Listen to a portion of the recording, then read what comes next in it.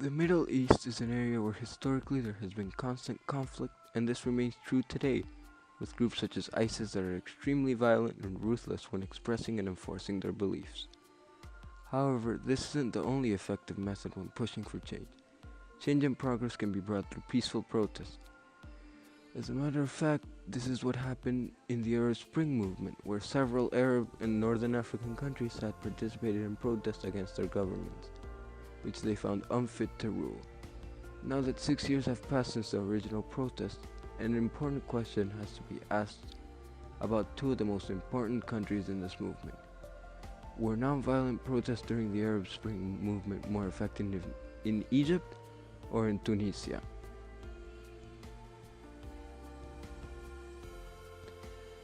Although the Arab Spring was a movement composed of both violent and nonviolent protests in many countries, it began in Tunisia with a seemingly simple quarrel.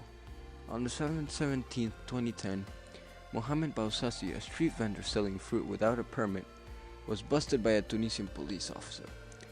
Although the officer confiscated the cart after he paid a fine, she also insulted him and physically assaulted him. In response, he visited the area's police headquarters expecting to complain about this behavior, only to be ignored. Then he decided to set himself on fire outside the building, hurting none other than himself. In response, various Tunisians took to the streets in protest of the current political leader of Tunisia, Zine El Abidine Ben Ali. Due to the issues his government brought, he was forced to step down from power on January 24th of 2011.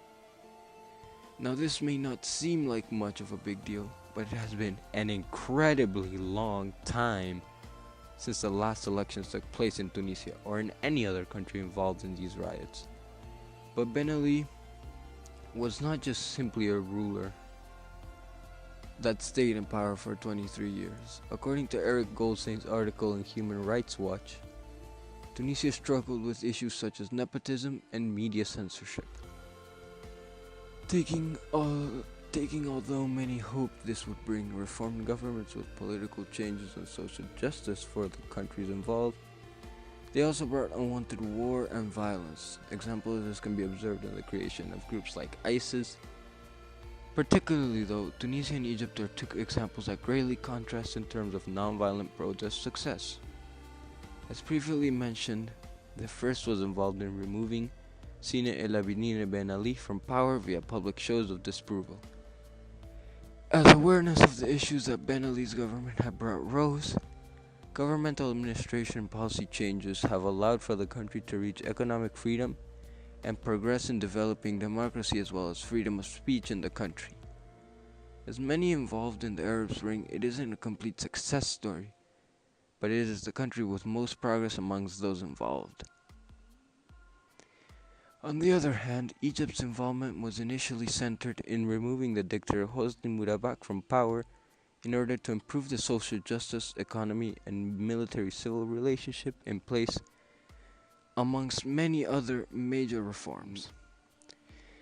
These issues arose from the destabilized management of Egypt's government after the 1950s, as it was a British protectorate and only became a republic in 1952, and had multiple political leaders. On the other hand, Tunisia, as previously stated, struggled with nepotism, corruption, and media censorship, to name a few issues. These problems led to what is known as the Arab Spring, a movement that spread to many other Middle Eastern and Northern African countries due to the success of the protests in Tunisia. Many countries, take Egypt for example, ended up in a worse condition than where they started. On the other hand, Tunisia, the birthplace of the revolution, ended up better than where it began. Starting off, we will look at the state's economy. Hafez Ghanem's book on the effects of the Arab Spring mentions that Tunisia was the only country out of all the revolution that managed to reach the status of economic freedom. Now, if you're asking yourself what the Freedom Index is, you do not have to worry. The Freedom Index is basically a sort of way to measure the degree of economic freedom a country has.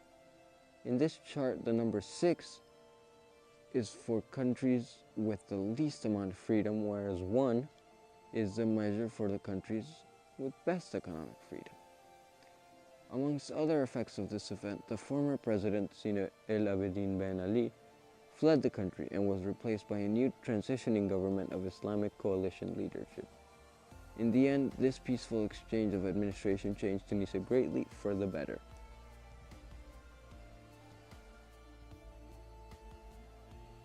Egypt was amongst those affected by these revolutions in Tunisia through the translation of the ideals set in the Tunisian Revolution.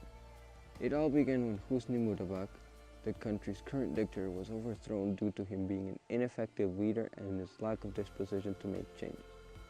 As public protest increased, Moubarak attempted to satisfy the people's need to change via changes in governmental positions. This wasn't what the people wanted though, therefore Moubarak was forced to step down. In his place, Mohamed Morsi, a former member of the Muslim Brotherhood, became the country's first president democratically elected in 2012. Nevertheless, Morsi also failed, only increasing his political power and becoming a dictator in the people's eyes. He was later forced out of presidency through a military coup d'etat in 2013. As a matter of fact, a main opposition leader, Mohamed El Baradei, said in an interview, they were saying, yes, there was a lot of repression, we still have repression. Torture, we still have torture. Lack of economic opportunity, we still don't have it. Lack of social justice, we still don't have it. But at least we have law and order. At least we have 7% growth. And so people are saying, well, maybe we would have been better off. In other words, El Baradei is emphasizing that things have turned out so badly under Morsi that Moubarak seemed like a viable option as a leader. The Egyptian crash in tourism because of the issues in the country wasn't much help either. To solve this, the new president was elected, Abdel Fattah el-Sisi. He promised the country would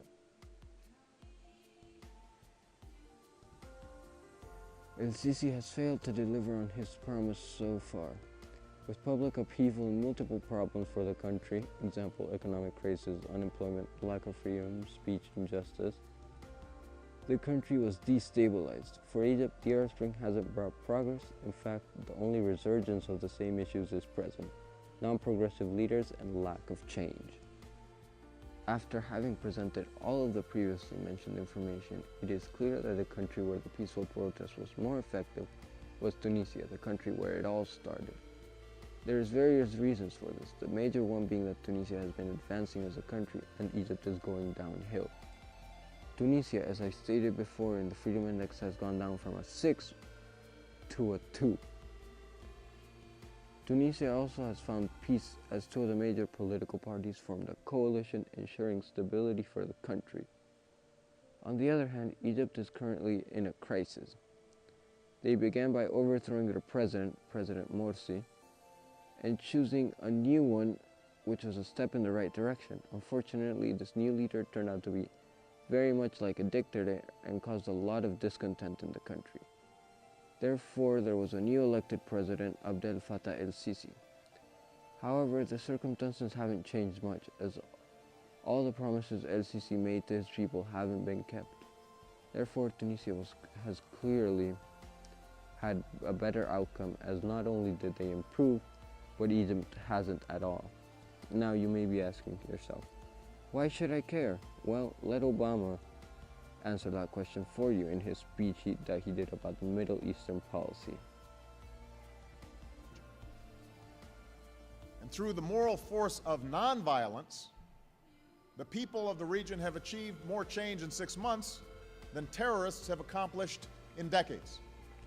What this means is that to create change, countries don't have to use violent measures, as this will lead to more violence, creating a constant cycle.